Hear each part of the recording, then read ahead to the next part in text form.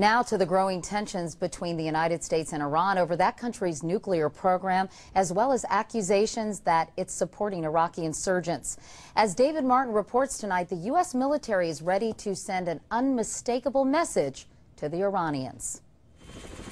A second American aircraft carrier steamed into the Persian Gulf today as the Pentagon ordered military commanders to develop new options for attacking Iran. New pictures of Iran's uranium enrichment plant show the country's defense minister in the background, as if deliberately mocking a recent finding by U.S. intelligence that Iran had ceased work on a nuclear weapon. Iranian President Mahmoud Ahmadinejad arrived in Pakistan on Monday for a brief visit in which the two countries were expected to discuss Afghanistan and a pipeline project opposed by the United States. Ahmadinejad met Pakistani President Pervez Musharraf and Prime Minister Raza Gilani. A key subject at their meeting is expected to be the pipeline, which Pakistan and India are considering building to import natural gas from Iran. It would run 2,615 kilometers from Iran to India through Pakistan and would initially carry 60 million cubic meters of gas a day.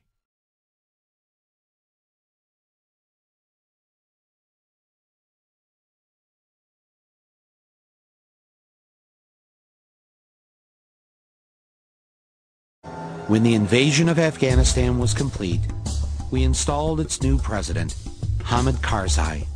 Who was Hamid Karzai? He was a former advisor to UNICAL. Bush also appointed as our envoy to Afghanistan, Zalmay Khalilzad, who was also a former UNICAL advisor. I guess you can probably see where this is leading. Faster than you can say black gold Texas tea, Afghanistan signed an agreement with their neighboring countries to build a pipeline through Afghanistan carrying natural gas from the Caspian Sea. And who got a Caspian Sea drilling contract the same day UNICAL signed the pipeline deal? A company headed by a man named Dick Cheney. Halliburton. From the point of view of the U.S. government, this was kind of a magic pipeline because it could serve so many purposes. According to Cheney, the biggest threat is Iran. And it's no wonder with respect to this pipeline, because the Iranians have their own rival proposal to lay a pipeline, an LNG pipeline, either in the shallow coastal waters of the Arabian Sea or along a very short land route along the coast of the Arabian Sea. And it would thus provide entree into the market in India. Well, former Chevron director and handmaiden to the oil interests, our United States Secretary of State Condoleezza Rice, would have none of this. And this proposal is a terrible threat to the American energy interests. India is likely to sign the gas pipeline deal with Iran in the next 4 to 5 weeks. In an exclusive interview to NDTV, Petroleum Minister Murli Deora said India has managed to resolve most differences with Iran and that there is no pressure from the US not to go ahead. He met with the Iranian minister on the sidelines of the Jeddah Oil Summit. It was an unscheduled meeting, but one that has clearly yielded positive results. Mr. Deora was talking to NDTV's Shweta Rajpal Kohli. India has revived talks with Iran on the Iran-Pakistan-India pipeline. We have with us the Petroleum Minister Murli Deora. So how was the outcome of the bilateral talks with Iran? We just had a meeting with the Iran's oil minister, and it's not a revival. The talks are continuing. There were some minor problems which are sorted out. There were some issues with Pakistan that has been taken care. Unfortunately, the Pakistan minister changed now.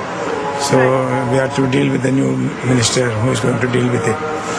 And very soon we should be able to sign the agreement between Pakistan and Iran. But in a news conference with local reporters, McCain misspoke in the way he accused Iran of fomenting violence in Iraq. Common knowledge, and has been reported in the media, that that Al-Qaeda is going back into Iran and receiving training and are coming back into Iraq from Iran. Except that Al-Qaeda in Iraq is largely Sunni and Iran's government is largely Shia.